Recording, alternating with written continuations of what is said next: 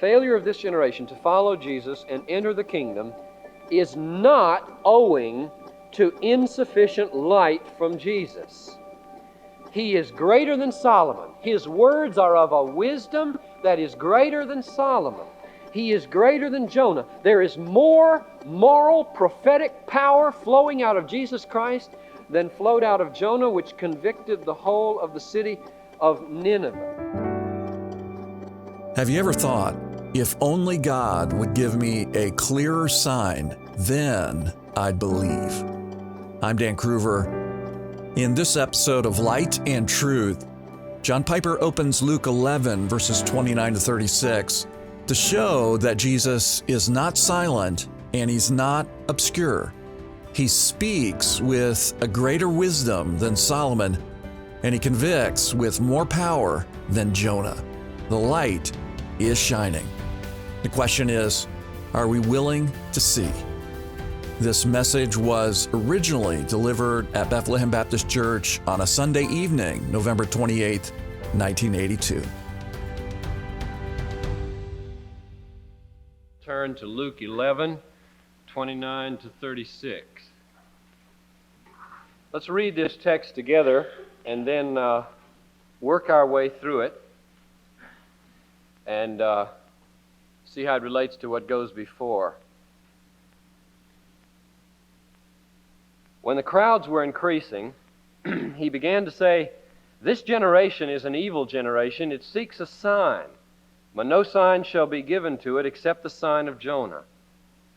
For as Jonah became a sign to the men of Nineveh, so will the Son of Man be to this generation. The queen of the south will arise at the judgment with the men of this generation and condemn them. For she came from the ends of the earth to hear the wisdom of Solomon, and behold, something greater than Solomon is here. The men of Nineveh will arise at the judgment with this generation and condemn it, for they repented at the preaching of Jonah, and behold, something greater than Jonah is here.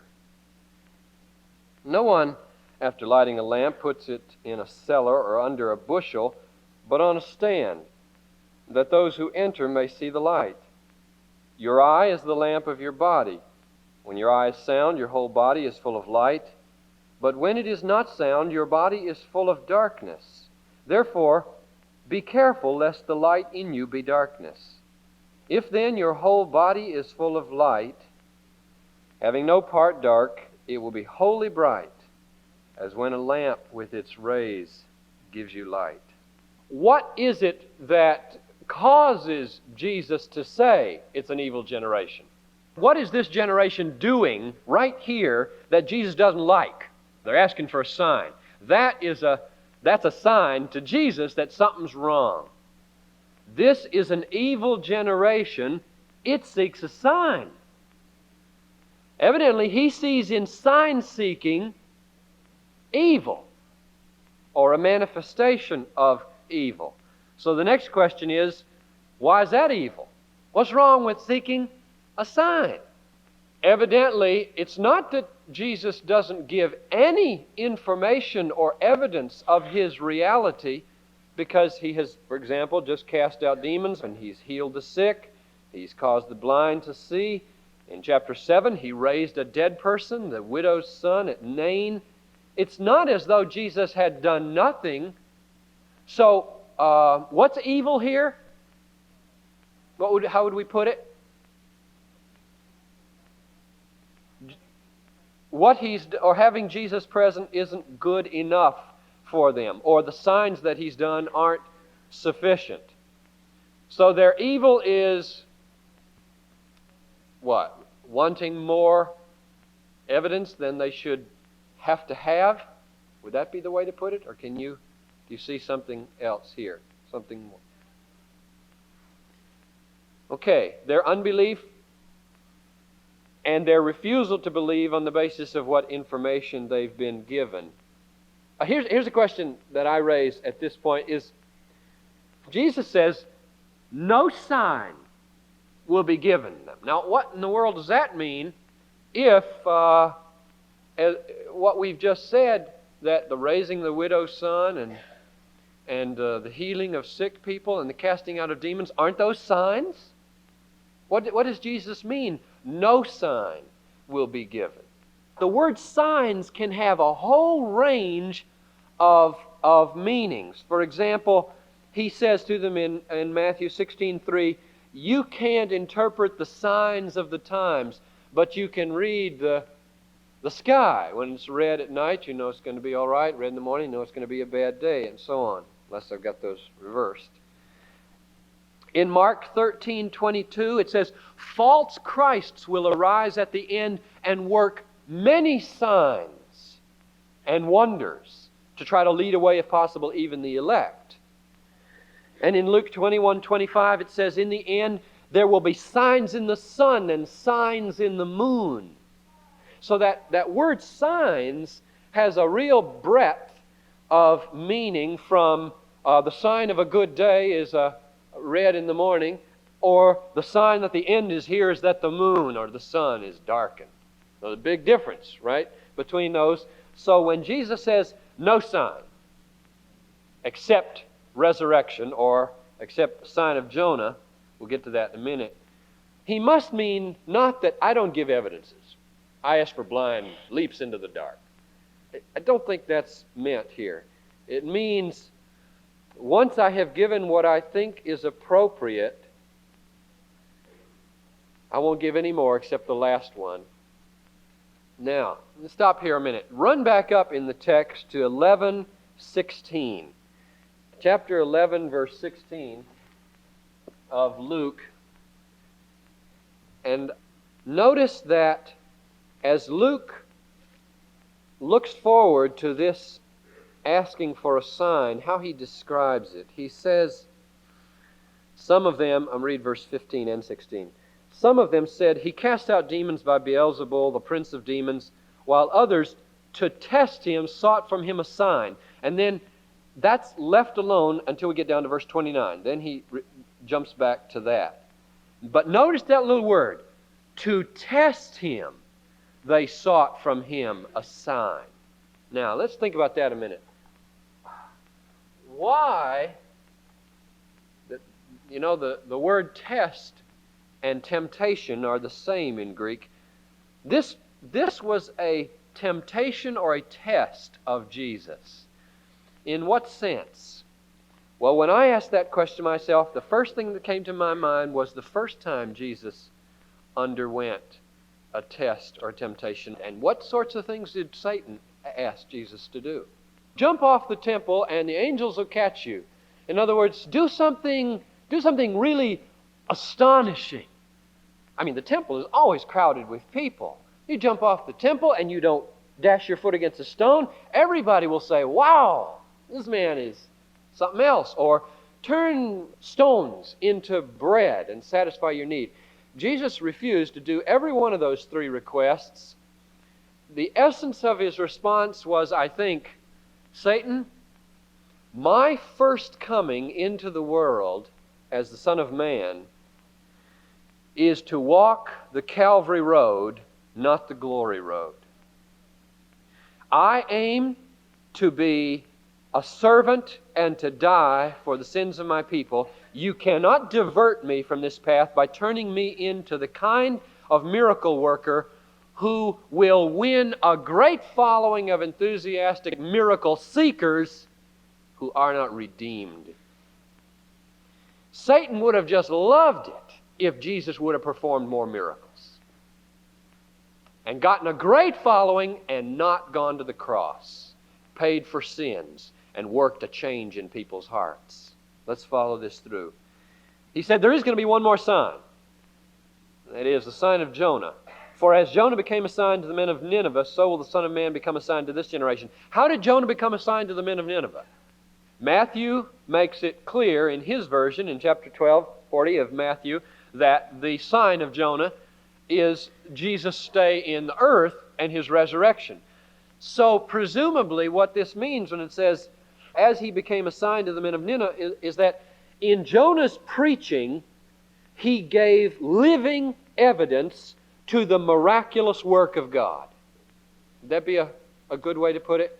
In Jonah's preaching and ministry, he gave living evidence. And now we don't know what Jonah preached. It said down here, at the preaching of Jonah, they repented.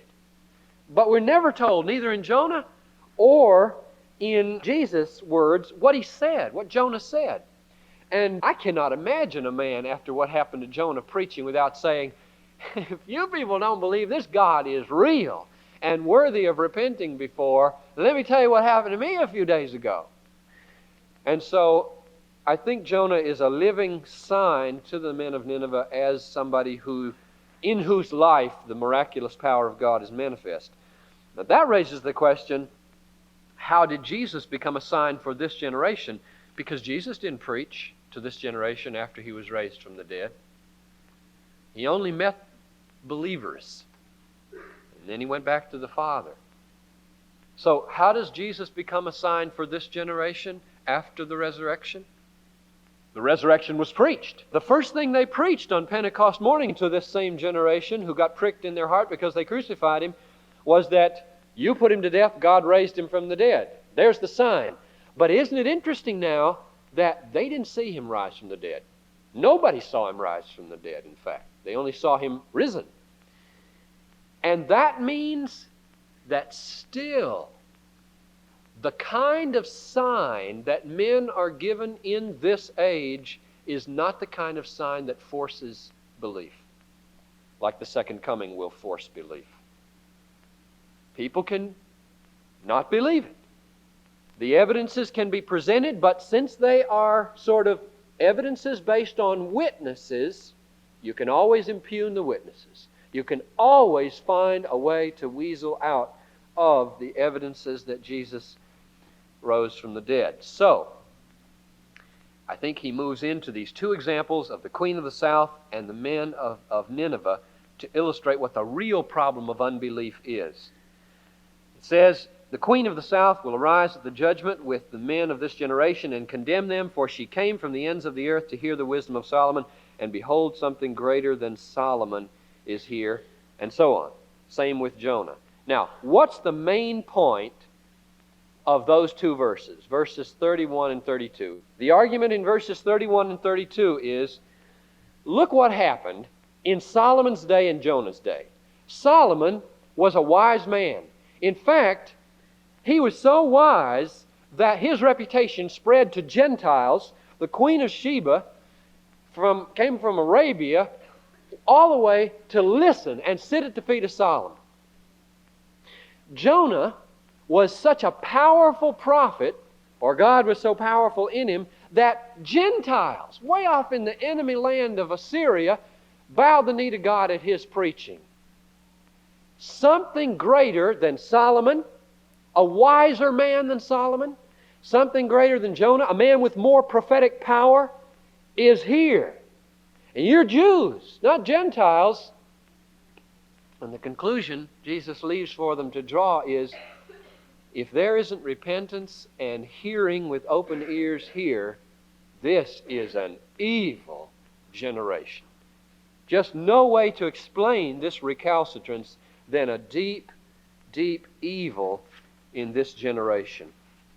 So now, let me go back and try to show why I think this seeking of a sign by these unrepentant people was a temptation to Jesus, as it said up in verse 16. It was a desire on the part of these people, this generation, to have certainty without sanctity. That's probably the main point of the message tonight. Don't do that.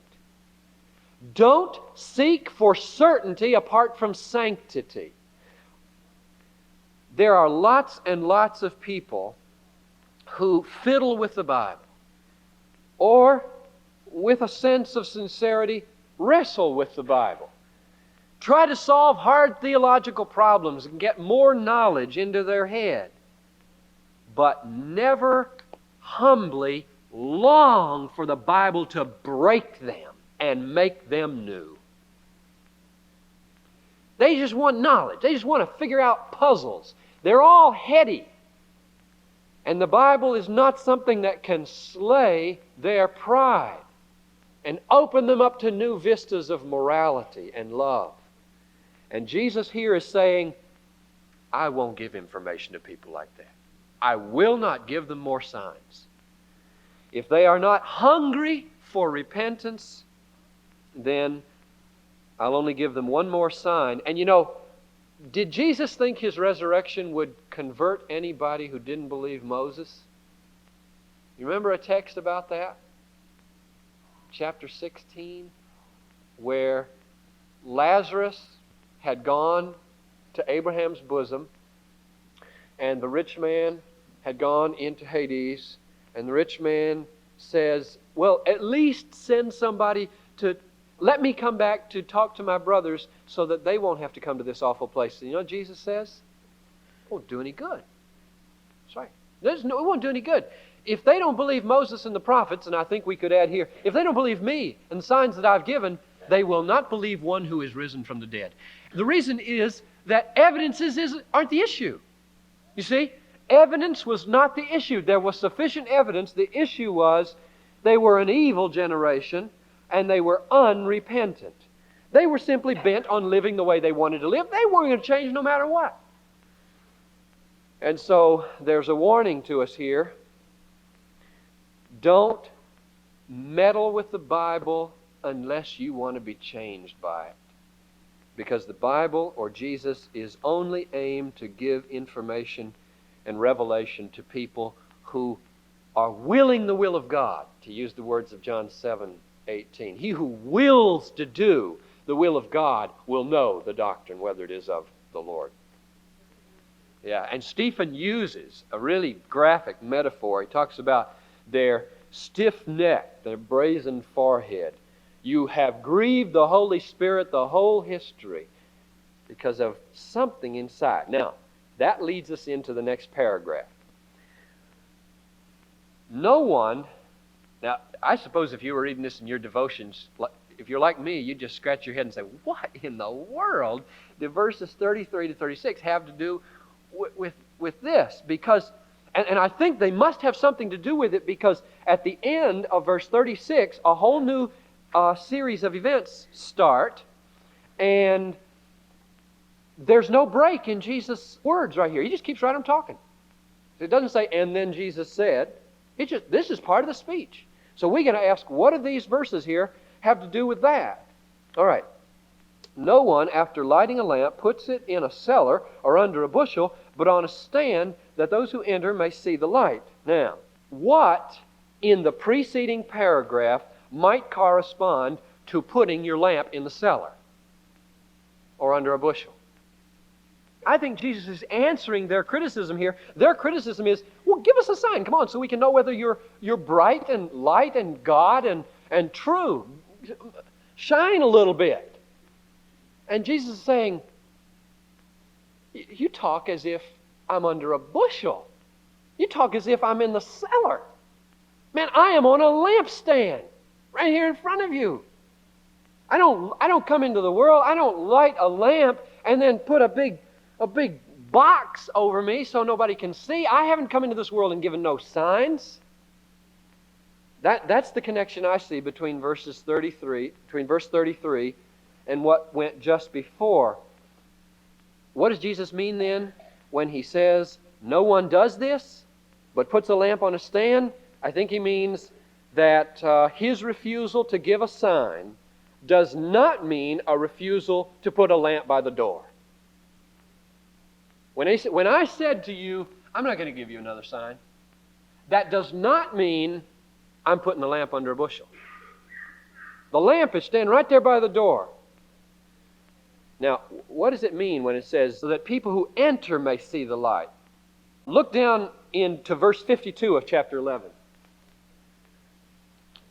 says, woe to you lawyers, for you have taken away the key of knowledge. You did not enter yourselves, and you hindered those who were entering. I think that means the kingdom of heaven or the kingdom of God. They took away the key of knowledge. You've got to have two things to get into a house. Light, so you can see the keyhole, and a key. And the key there, I think, is the key of knowledge. That is, you've got to have revelation. And here the light, Jesus says, I think by implication, is Himself. He's the light. And the light is given so that people can enter into discipleship and into the kingdom of heaven. So, what's the sum of verse 33?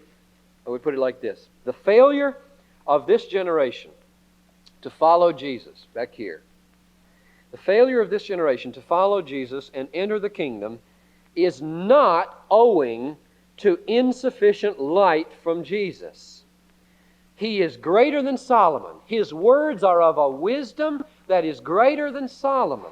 He is greater than Jonah. There is more moral, prophetic power flowing out of Jesus Christ than flowed out of Jonah, which convicted the whole of the city of Nineveh. And therefore, the real problem is what? Let's go to verse 34. Is the lamp of verse 34 the same as the lamp of verse 33? No one, after lighting a lamp, puts it in the cellar. In verse 34, your eye is the lamp of your body. Are those the same? This lamp is outside of you, giving light so that you can walk by its light into the house. Get in. When he says, your eye is the lamp of the body, all you have to do is go like this. Oh yeah, I see it works. You close them, boom, you can't see anything. It's all dark. You open them, poof, light everywhere. This works. In other words, he's using this metaphor that's saying there are two sources of light.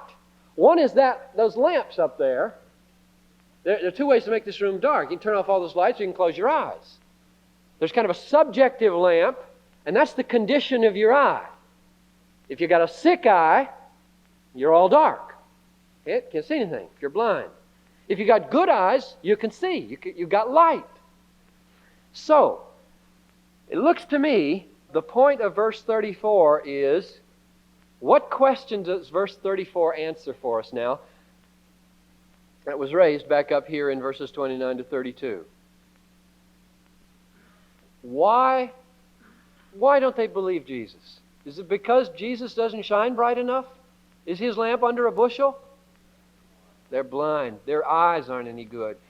If your eye is the lamp of the body, when your eye is sound or simple, your whole body is full of light. And when your eye is not sound, or when it's evil, same word, by the way, is right there.